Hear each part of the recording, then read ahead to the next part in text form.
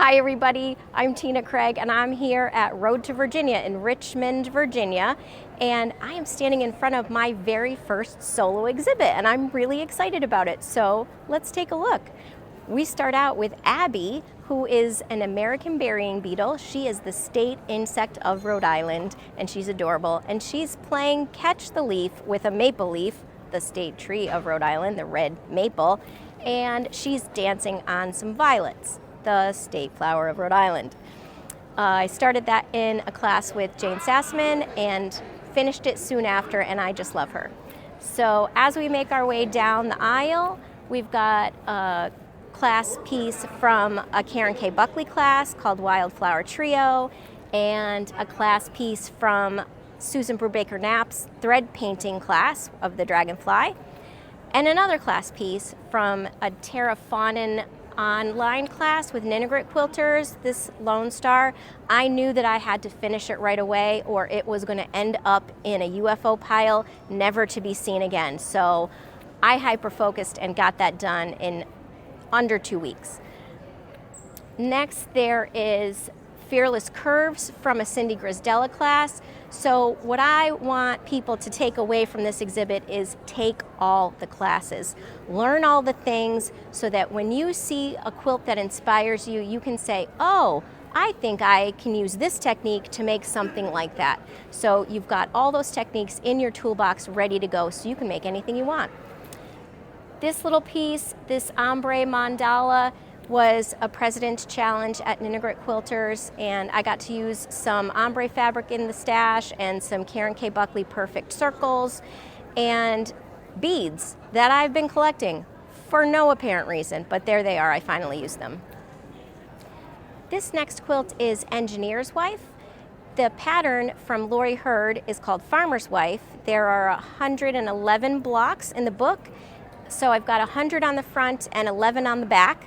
And the layout I had seen on Instagram, and I was looking for some modern-ish layout for these very traditional blocks, and this really worked for me. I'm a pretty good piecer, and even my blocks were not all the same size. So this layout fixes all that because your blocks are either on point or have a little border around them. You get to trim everything to the exact right size, so everything fits together perfectly. So that was a fun one to finish. I do collect salvages. I can't resist because now there's cute little pictures on them. So this is my first salvage quilt. It's a salvage spider web. So I encourage you, if you want to start saving salvages, keep a little bit of the fabric, like the colored printed fabric part, beyond the salvage. Keep at least an extra ½ inch. I like to see that color poking out. On top, we've got my second temperature quilt. I've made 4 total temperature quilts. This is a small one because the first one I made was big. So I wanted to make a small one this time. I drafted the braid in EQ8 so I could foundation paper piece it. So each column represents a month of the year 2019. And the pieces on the left side of the braid are the low temperature. The pieces on the right side of the braid are the high temperature. And that pattern is available as a free download on my website, seaside-stitches.com. The king is a foundation paper piece lion from Juliet Vanderheiden at the Tartan Kiwi. And since my daughter spent a term abroad in Tanzania with all the cool African animals, we couldn't resist putting him together. And it took me a while to build up the courage to quilt him. I felt at the time that I wasn't quite ready, and I'm glad that I waited a few years. My skills caught up to the vision I had for him, and he finally got quilted a couple years ago, and he's stunning. Jane Hayworth teaches collage quilting. I took a class with her before COVID locally in Rhode Island, and I never finished that one. So when she offered another class online to make a guitar, I thought, okay, I'm going to do it again. I'm going to finish this one. So this is actually a representation of my husband's guitar. He plays a Martin, and that's the guitar he plays every night. The quilt on top represents the Racket River in the Adirondacks near Tupper Lake, New York. And that's the river where my husband used to go camping and fishing with his brother and nephews. And my daughter worked as a summer intern at the Wild Center, which is just off the map to the west. And so that river really means a lot to our family. And that was made in a map making class with Tim Natar. The Mariner's Compass on the bottom was a request from my son. He served 5 years in the Marine Corps, and when he and his girlfriend moved into their first apartment, he wanted a wall hanging of the Mariner's Compass. So when your son asks you for something, a quilt, you say, of course. How big do you want it? What colors do you want? So that was also drafted in EQ8, and I did take it off the wall at his house in Florida before the last time I was down there. Changing Gears is English paper pieced, and I had started fussy cutting the hexagons, and I wasn't sure what this piece was going to end up being. This is not what I had in mind at the beginning. Eventually I got to the point where I didn't know what to do with those pieces. I threw them on the floor and they kind of looked like that, and then they looked like gears to me. So this quilt is called Changing Gears. English paper pieced, appliqued, a little bit of big stitch hand quilting, and then machine quilting. The quilt on the bottom is called Jeweled Hearts. This is the quilt that I was working on when I developed my Wonder Window technique for fussy cutting, perfect repeats for English paper piecing. So check out my website, look for the Wonder Window. There's a video and some free downloads so that you can try this technique, and I think you're gonna like it. Omaggio alla Nonna is my version of Katya Merrick's Homage to Muti. Since I had Italian grandmothers, I changed the title. The little flowers are made from 3/8 inch hexagons, which took me, I don't know, about a year to piece all those hexagons in between working on other projects, and I would cut and baste a few flowers worth and travel with these little parts.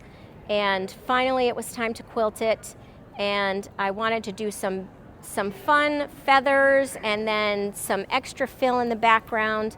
And this actually got a piped binding, which I forget sometimes that I know how to do that. So every once in a while a quilt deserves a real piped binding, and this was one.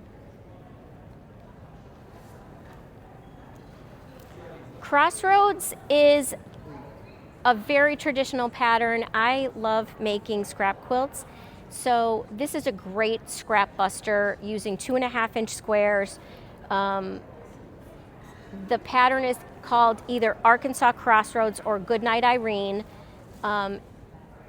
It was fun to quilt, it was fun to piece, it was fun to use up scraps. So a lot of people have looked at this quilt this week and said, oh, I know that quilt.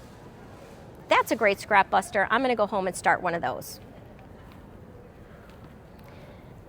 Red Storm, I started as a 2-color challenge entry. I never finished it in time for the challenge, so it did get done a year later, and it's an asymmetrical Storm at Sea design that I drafted in EQ8, printed all the pieces that I needed, colored them in so I kind of knew where things needed to go, and I still pieced the wrong fabric on 2 blocks that I had to reprint. It was faster to reprint it and make a new block than to rip it out and start again. So foundation paper pieced, and it was accepted into QuiltCon Together, which was the virtual Modern Quilt Guild show in 2021. And my friend Sharon decided this is her favorite quilt, and it is now hers. So she'll get it when it's done traveling, which could be a while, or she'll get it when I'm no longer here and she gets it in my will. Celtic Valentine I made after a class with Scarlet Rose learning Celtic applique. I drafted it from a Celtic design that I purchased and traced it in EQ8 so that I could scale it to the size that I need.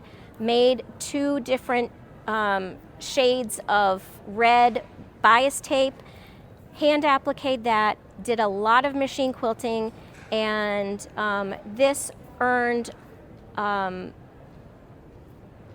handwork award at Mid-Atlantic Quilting. And the last quilt in my exhibit is Ruby Jubilee. This is the Ninigrit Quilters raffle quilt for our 40th anniversary, which was in 2021. So we have a show every other year. So in January of 2020, I started thinking about the 40th anniversary show, and I was inspired by Barbara Black's By the Numbers quilt, which is her 40th anniversary red and white quilt. So I asked the members to make a red and white block using the background fabric that I provided so that it would be consistent, and they could use whatever reds they had in their stash, and I asked them to make what they do best. So any block, any technique, in either finished sizes 3-inch, 6-inch, 9-inch, or 12 inches.